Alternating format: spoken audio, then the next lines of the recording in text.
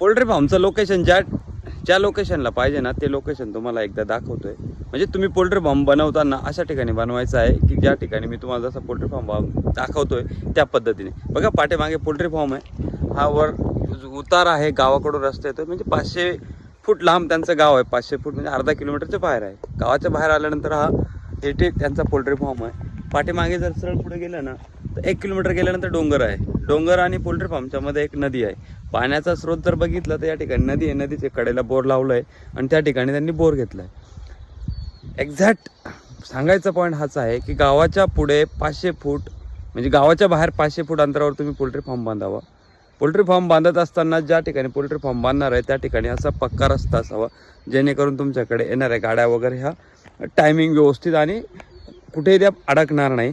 त्याच्यानंतर ट्रान्सपोर्टेशनला चांगला म्हणजे शेताच्या खूप आतमध्ये पोल्ट्री फार्म बांधायचा नाही आहे. म्हणजे तुम्हाला लगेच रोडच्या टच असा पोल्ट्री फार्म बांधायचा आहे. तर असा पोल्ट्री फार्म तुम्ही तुमच्या शेतात गावात बनवत असाल तर स्वागतच आहे. बऱ्याच ठिकाणी बघतोय मी पोल्ट्री फार्म गावाच्या खेटून बांधतात. तुमचं क्षेत्र ज्या ठिकाणी सुरू होतं रस्त्याच्या कडेचा भाग सोडून देतात आणि डायरेक्ट मध्यभागी वगैरे त्या कडेला तुम्ही पोल्ट्री फार्म बांधतात. ह्या गोष्टी व्यवसायाच्या दृष्टीने चुकीच्या आहेत. तर या गोष्टी पुढील नवीन फार्म बनवत असाल त्यावेळेस दुरुस्त करून घ्या. ठीक आहे, धन्यवाद.